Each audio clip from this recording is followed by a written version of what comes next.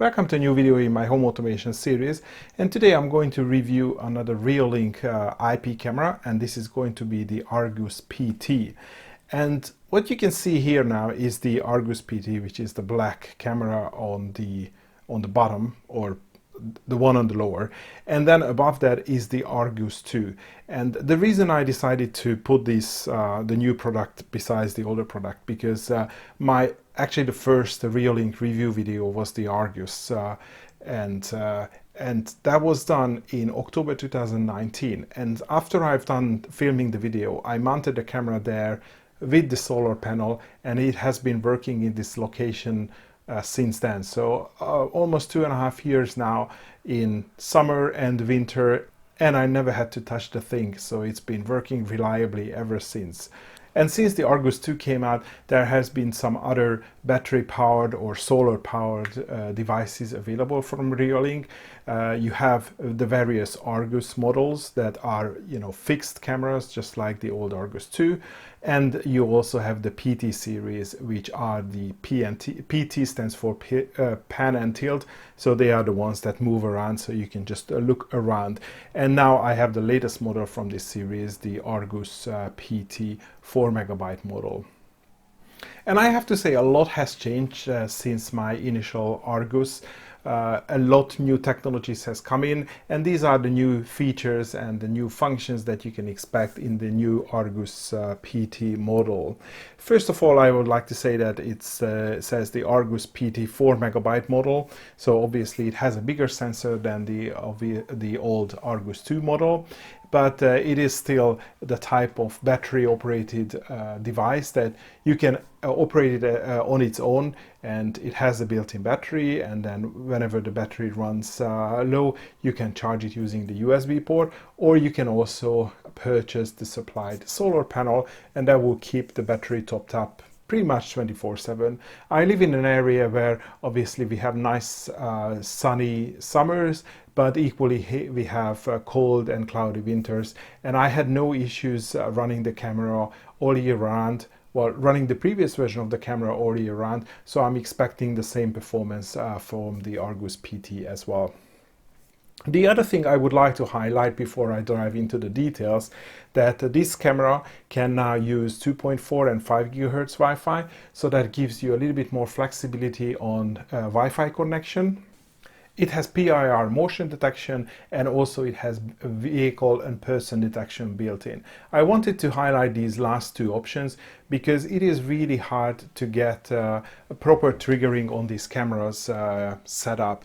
Because these are battery operated cameras, in order to conserve battery power, they are not connected to the internet or, let's say, a network recorder 24/7. So they only use the built-in SD card storage to create motion events. And you really need either a PIR sensor and preferably also a person or a vehicle detection system built in order to create less recordings. So if you are mounting it outside and you have a lot of movement and rain and trees and bugs, obviously that would create false detection, but the PIR sensor would be able to eliminate most of those, and the intelligent person or vehicle detection can be configured so it is only going to create recording events if it can see an actual person or a vehicle in the frame. So, let's say random animals or big movements of objects are not going to trigger the motion recording. Other than these that I highlighted, the camera also have a lot of other features that I think we could already expect from other Reolink cameras. For example, if you want to use it as a camera on at your door, it has two-way audio, so you can hear what is happening on the other side, and you can also speak to the person. And of course, it has night vision mode, and as I said, as I mentioned, the recording. Probably the only thing you will not be able to get from this camera, which is linked to the battery operated mode, is you cannot connect this to a network recorder, which is going to record footage 24/7. And you don't have the type of integration that I have already showed in other Reolink videos. For example, you can get the snapshot image using a URL, or you can just access the stream using RTSP. These features are not available on battery-operated cameras. For those, you have to pick a different Reolink model, which is either connected using DC power or power over Ethernet. I think I'm going to make my life a little bit difficult because it is really, well, not easy to get everything into frame because the Argus PT comes in two different packages. Well, you obviously get a camera and you also get the solar panel, and obviously this solar panel would be the same for many of the battery operated models, not just the Argus PT. And if I show you the box, I mean, you can read the details in here.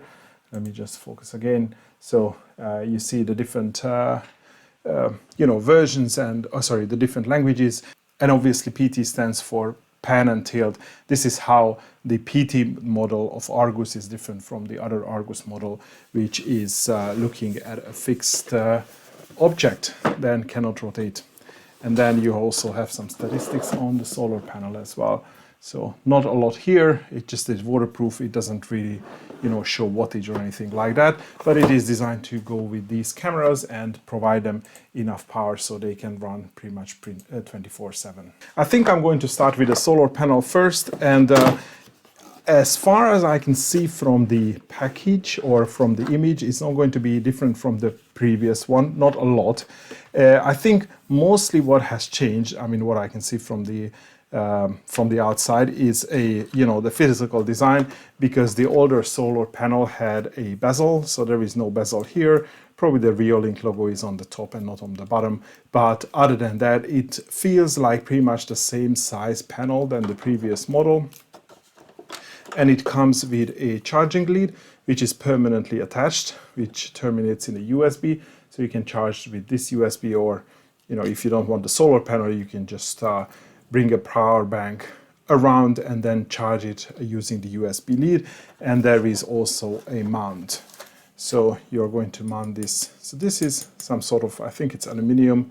You can tighten this, or if you loosen this, then this becomes a loose ball joint. But when you tighten it, then it fixes into place. You also get a couple of screws for mounting it. I'm not sure if this is for mounting or this is for a transportation. And I believe, just like in the previous one, within the documentation you find a drilling template, or at least there should be a drilling template. So there is some declaration of conformity, and yes, there is a drilling template. And I think a lot of other CA and EU papers. Other than that, there is not an awful lot that needs to be said about the solar panel. Just how you mount it, preferably perpendicular to the sun, and then you just connect to your Argus camera like that. Oh, they are still using the old Argus 1 image for this document. I mean, this is my favorite. It's so cute. I think it's so cute. Okay, it's just basically a couple of pages in 6 different languages. The camera is obviously a little bit more involved. There's going to be more parts in here. I mean, this already shows you some initial setup guide. We have a slightly bit thicker documentation. We have a Wi-Fi antenna and the camera itself, which comes in 2 different packages. There is, well, sorry, not 2, but in a few different packages. So this is a mount which goes on the wall, and then the camera comes here. There is a strap if you want to mount it on a tree. Let's say you don't want to drill into the tree. There is a USB lead, which I'm not going to be using since I will be using the USB lead on the solar panel. A couple of mounting screws and the camera itself, which looks like this. Now let me move the box out of the place because then it gets too close for my camera. So this is how the camera itself it looks like. So it's going to be mounted like here, and on the back side you have a connection for the antenna.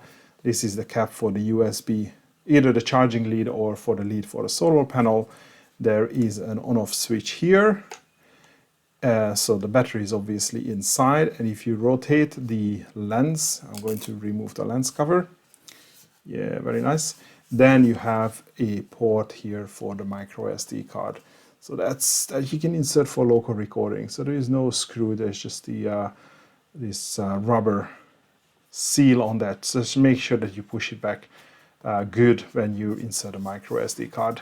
And that's pretty much it. So it's really easy to install, just a couple of ports, and once you hook this up, then you're ready to go. I have some footage when I was installing this camera. Well, as I said in the beginning, I just wanted to install it under my old Argus 2 just for the comparison of this video, and I'm going to find a better location for it a little bit later. But I was doing all this quite late in the evening, so there was not an awful lot of light, hence the footage is a little bit grainy. But as you can see, you have this L-shaped bracket, so that's the one that you screw on the wall, and on top of this bracket there is a small latch, and if you pull this, then you can remove this cap from this bracket, and that bracket screws, this cap screws onto the camera, and with the cap you can just snap the camera in place once you have secured the bracket on the wall or whatever surface where you want to mount this camera. And of course, the only thing which is left is to connect the solar panel and then connect the antenna. I found that if I want the camera to face directly, perpendicular to the wall, then I just have to bend the camera as in an angle, because it's, it's right under the bracket. And installing the solar panel was equally easy. Again, you have 3 screw holes for the bracket, and then you just mount it on the wall first. And then there is a tripod-like screw on the back of the solar panel, so you use that to screw onto the bracket, and there is like a tightening nut on the other side. And as I've shown you in the unboxing part, there is sort of like a wing nut on the end of the bracket, so you can use that to loosen the joint or tighten it. So you just twist it to loosen the joint. You fix the solar panel to sort of like, perpendicular to the sun, and then you can fix it, and then it's all going to be done. And then the end of the cable on the solar panel also terminates in a micro USB, so you can just plug it into the charging socket and just put on that rubber seal or sleeve that's going to protect it from the rain. And probably the only thing I would like to highlight, that the camera sort of like rotates almost 360 degrees, and there are 2 positions on the camera, and in one position it can rotate, let's say, up to a certain degree, and on the other side it can't rotate that much. You can see how the the case is curved. So if you feel like that the camera cannot rotate sort of up sufficiently, then I think you just need to rotate the whole camera 180 degrees, because the other side allows a little bit more movement.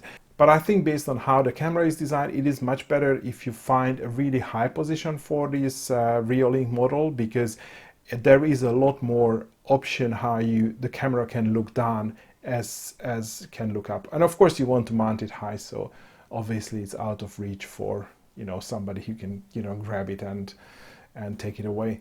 So that's one more reason I would probably find a roof line or something like that where I can mount this camera, not in the current location.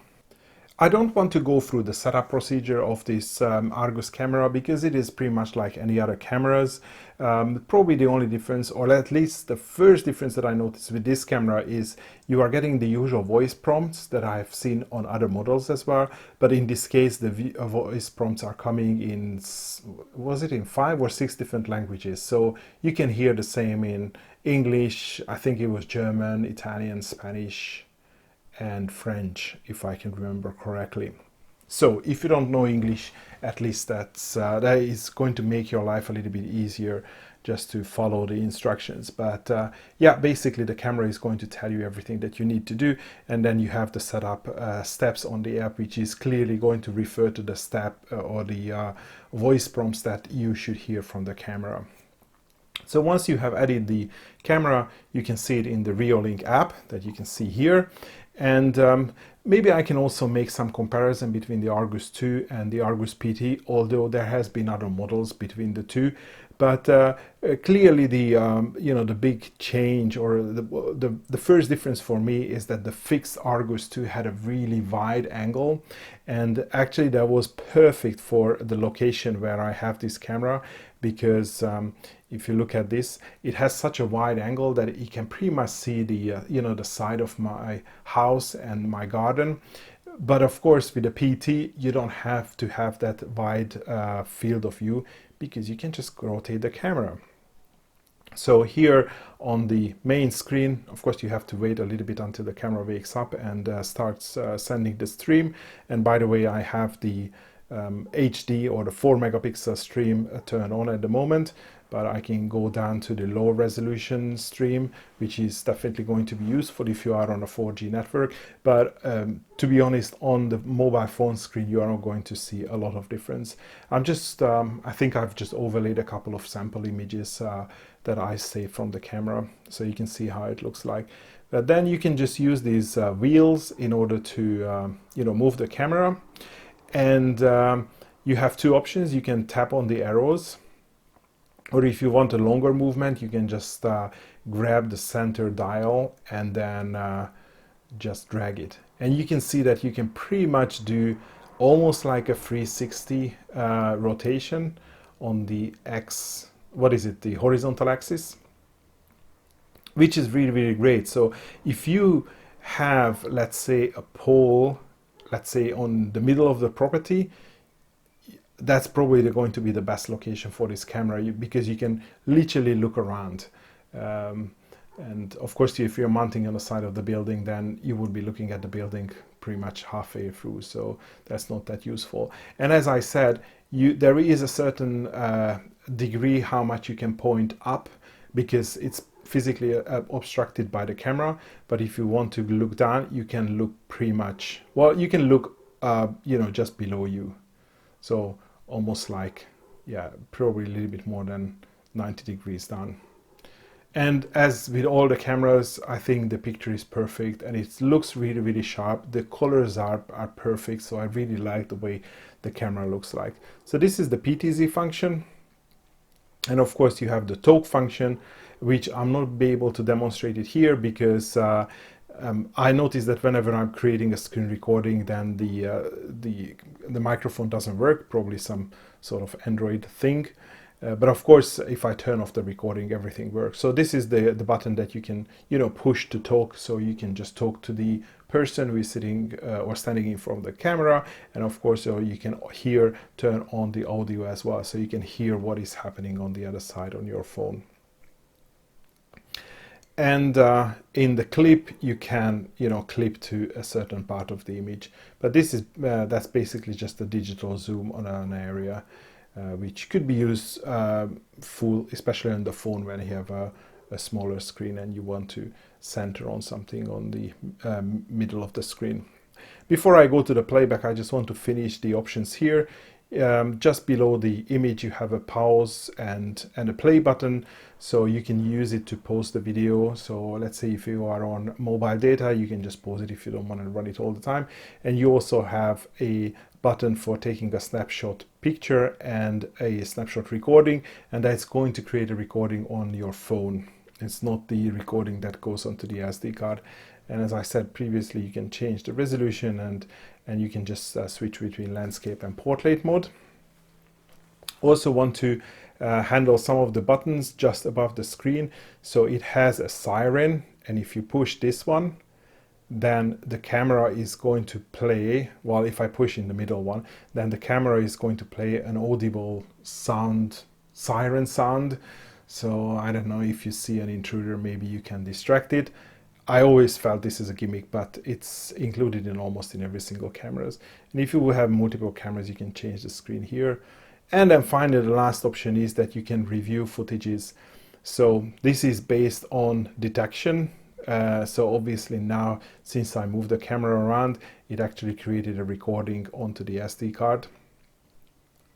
But if you pick a separate, if I pick a separate day, then you can see me here installing the camera. So the camera was on the ground and I'm picking it up and I'm installing it, and that created all sorts of motion event, which created all these short recording clips.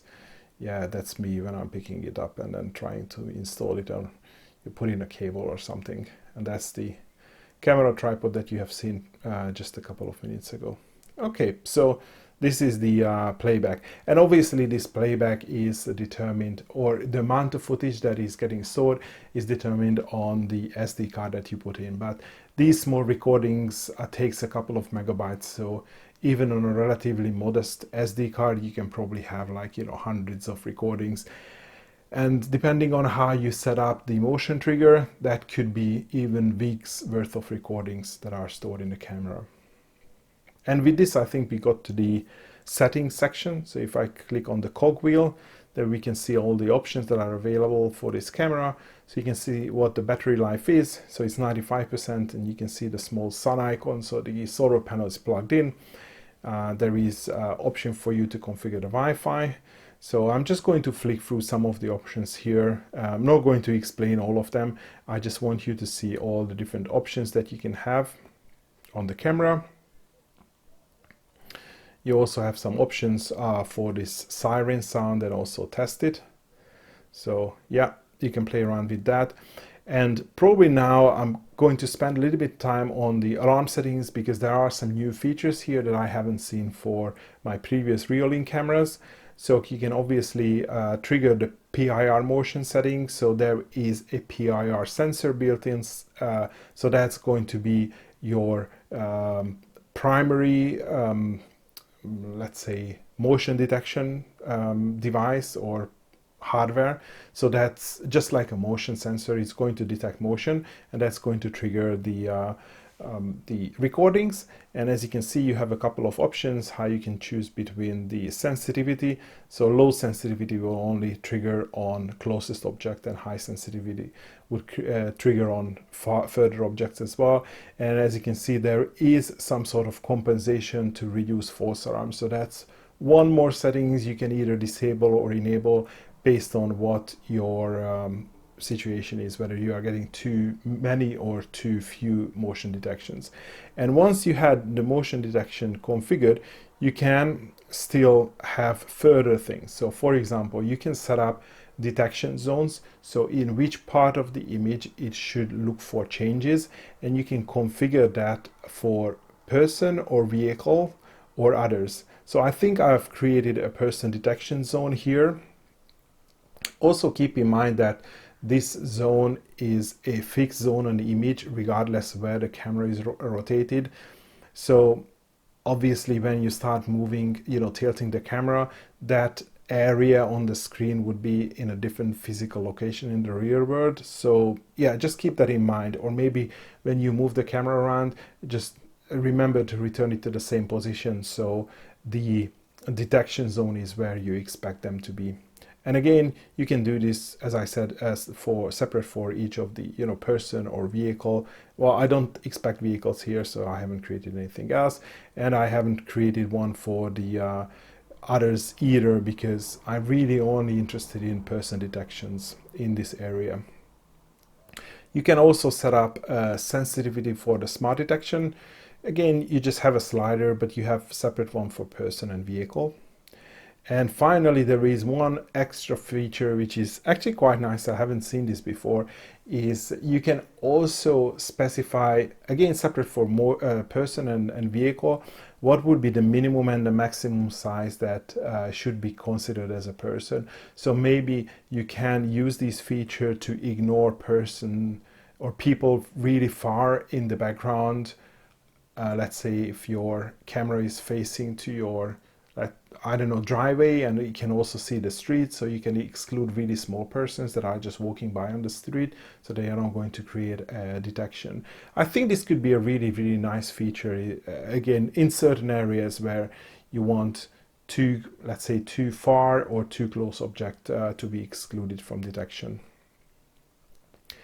And with all these, you have the final recording options, whether you want to record on the camera, whether you want what is the post motion record duration. So once the motion stops, it will still record for 8 seconds.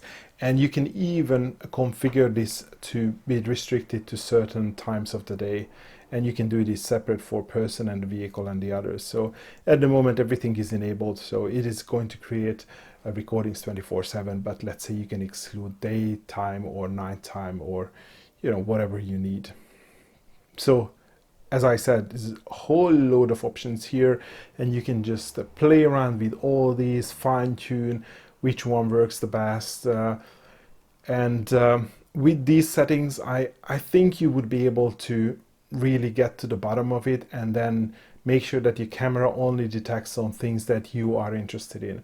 Of course, probably it's going to take you some time until you dial all these settings in, and you know, just to make sure that it works the way you want it.